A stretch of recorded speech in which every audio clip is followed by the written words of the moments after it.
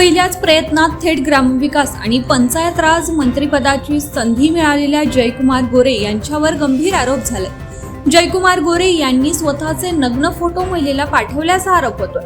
जयकुमार गोरे यांच्याकडून सरसेनापती हंबीरराव मोहितेंच्या कुटुंबातील महिलेचा छळ केल्याचा आरोप संजय राऊत यांनी केला।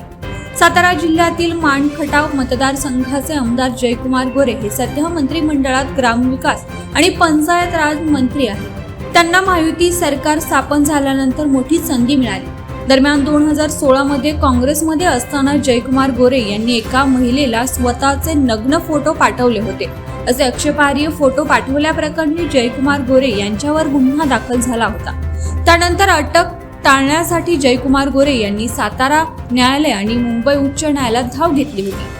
मात्र न्यायालयाने अटकपूर्व जामीन अर्ज फेटाळला होता। त्यानंतर जयकुमार गोरे यांना अटक होऊन 10 दिवसांची जेलमध्ये रवानगी झाली होती। त्यानंतर त्यांना जामीन मिळाला होता।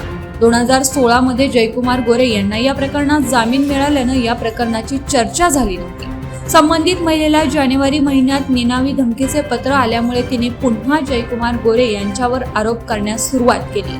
त्यानंतर संबंधित महिलेनं पत्र पाठवून कारवाईची मागणी केली। दरम्यान मंत्री जयकुमार गोरे यांनी 2016 मध्ये आपले विवस्त्र फोटो एका महिलेला पाठवल्यानं प्रकरण पुन्हा समोर आले। या प्रकरणी महिलेने त्यावेळी दाखल केलेली तक्रार तिच्या नावासहित काही व्हॉट्सअप ग्रुपवर गेल्या काही दिवसांपासून पूर्वी फिरवली गेली असल्याचा आणि त्याची एक प्रत माझ्या घरी मुद्दाम पाठवली गेली असल्याचा आरोप या महिलेने केला।